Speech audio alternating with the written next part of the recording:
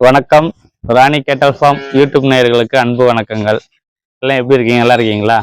ஆனால் வெயில் காலங்கள் இந்த காலத்தில் வெயில் காலத்தில் வந்து மாடுகளுக்கு வந்து ரொம்ப மூச்சு வாங்குறது ரொம்ப அதிகமாக இருக்கு. அதோடு இல்லாமல் பால் கறவை குறையுது.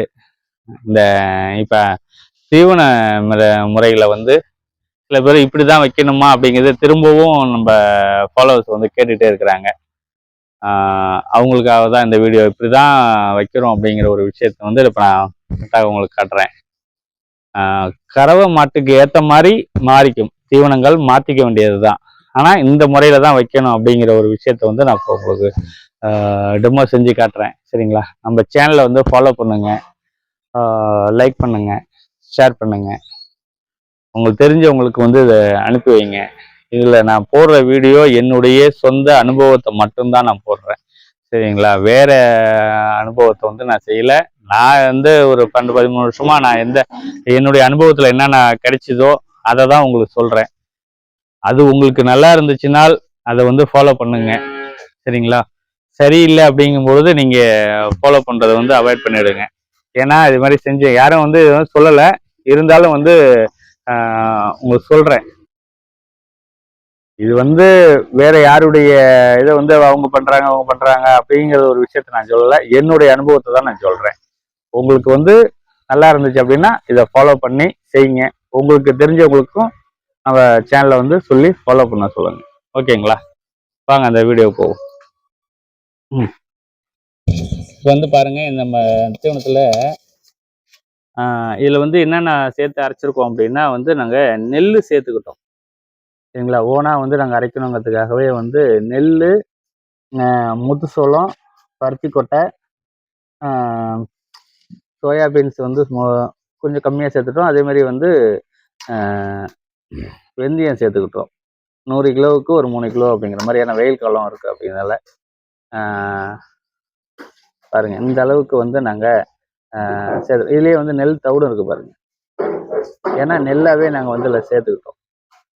இந்த தீவனத்தை, இந்த மாவு தீவனத்தை வந்து நாங்கள் எப்படி போடுறோம் அப்படிங்கிறத வந்து நான் உங்களுக்கு சொல்கிறேன். இந்த மாவு தீவனத்தை இதை நாங்கள் அரைச்சது ஓனாக தான் நாங்கள் அரைச்சிருக்கிறோம். இந்த ஓனாக அரைச்ச மாவு பாருங்க. போடு, ஒரு டப்பி ஃபுல்லா.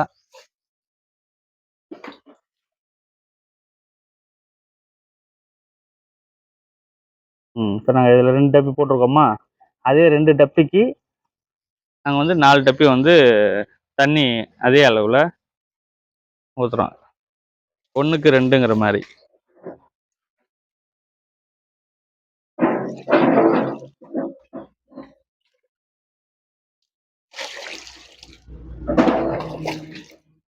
இது 4.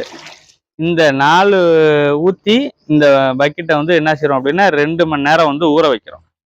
சரிங்களா? ஊற வச்ச பிறகு தான் இந்த குச்சி தீவனத்தை போடணும். ஏன்னா இப்போ நம்ம உங்களுக்கு வீடியோவுக்காக வந்து இதை எடுத்து உங்களுக்கு போடுறோம். இப்போ குச்சி தீவனத்தை கொடுப்பா. குச்சி தீவனமும் அதே மாதிரி 2 கிண்ணி. ஏன்னா நமக்கு அது 1 கிலோ பிடிக்கும். நமக்கு ஃபுல்லாக வந்து போடு, ஃபுல்லாக போடுப்பா. அது 1 கிலோ. அது எந்த பிராண்டாக இருந்தாலும் ஒன்றும் பிரச்சனை இல்லை. ஏதோ அது உங்களுக்கு விருப்பப்பட்டது. இப்போ 2 போட்டோம்.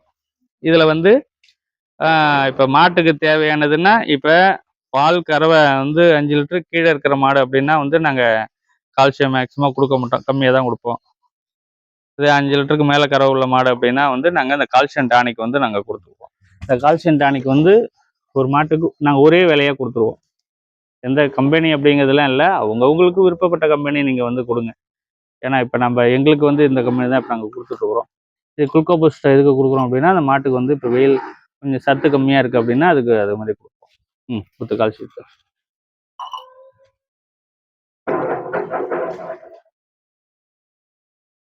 போதும்.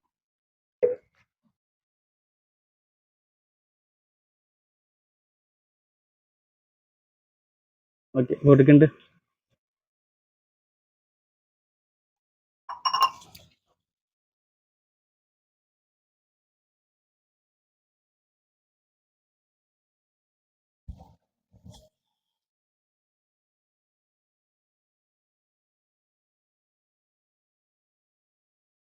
ஃபுல்லாகவே வந்து நம்ம இதை ஊற வச்சுருந்தோம் அப்படின்னா இந்த ஊற வச்சாலும் ஒரு 2 ஹவர் ஊற வச்சுக்கணும். ஏன்னா நம்ம இதில் வந்து நெல் சேர்த்துருக்கோம். அதில் அரிசி இருக்கக்கூடியது வந்து நம்ம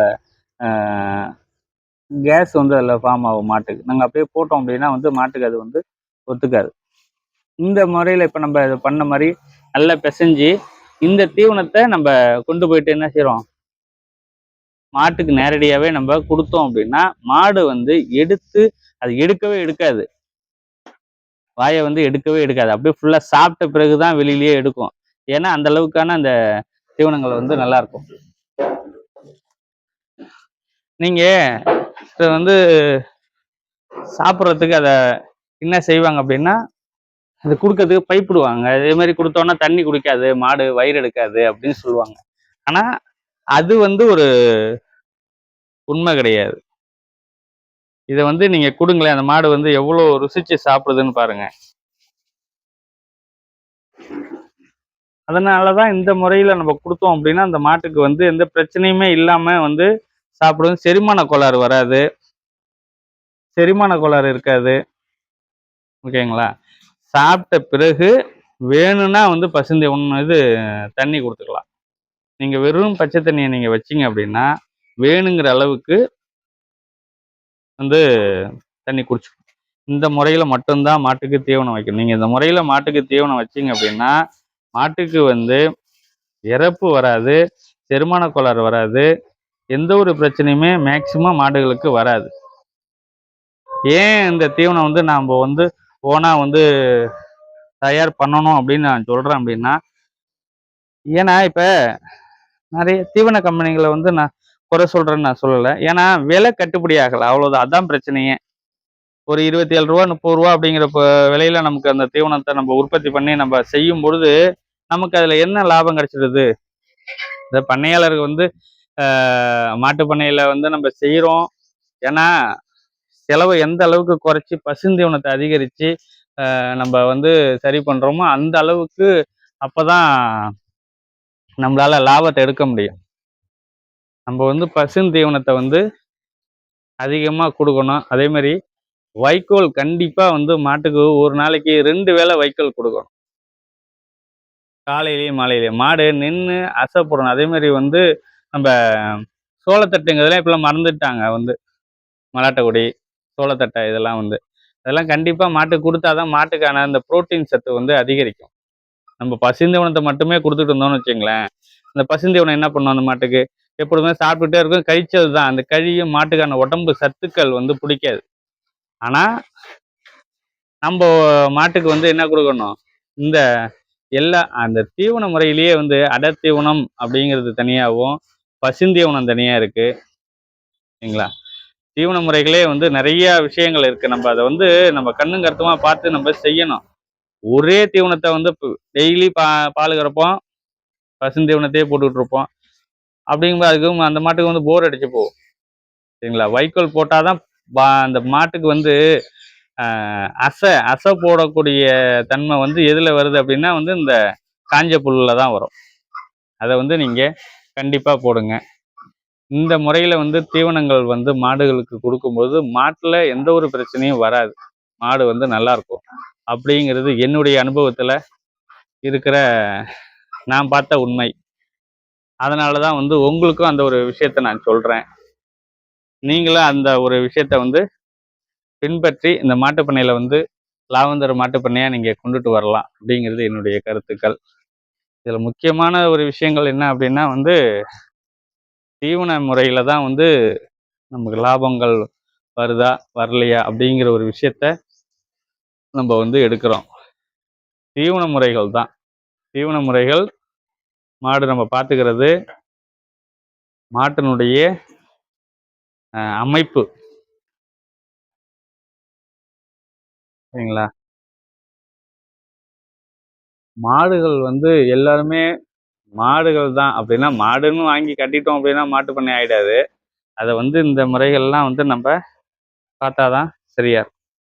ஓகேங்களா? அடுத்த வீடியோவில்